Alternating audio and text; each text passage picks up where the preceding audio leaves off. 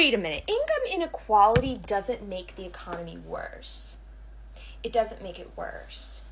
Sometimes I'm wondering if we're actually Googling or researching these things before we just say things in the comments, but because I'm a nice person, I'm gonna Google it for you so you don't have to. First, let's just talk about the health of the economy more generally. This study finds that when you have income inequality, right, when richer people have more money and middle to lower income people have less money, it slows down GDP growth because richer people are less likely to spend the money they have. In fact, it has slowed economic growth by 2 to 4 percentage points of GDP annually. Secondly, and with the recent election, I don't think this should come as any surprise to you. The IMF finds that excessive inequality, income inequality between richer people and poorer people can erode social cohesion and lead to political polarization, which results in lessened economic growth. You can look at the effects of income inequality on life expectancy. This study looks at 21 of the countries with the highest GDP and finds that those countries that have higher levels of income inequality have lower levels of life expectancy. The study finds that countries and states with higher levels of income inequality have a higher rates of wide-ranging negative health outcomes,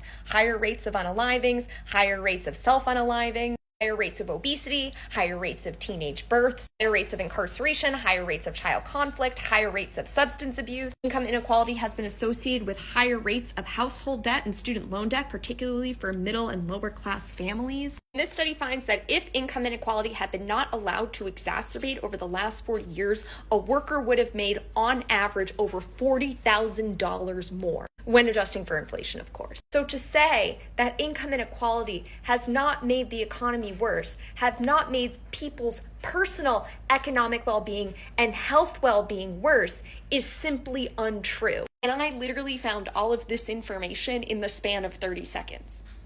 So I think we all, before we say things in the comments, we need to do a Google to make sure what we're saying is factually correct. If we actually care about the truth.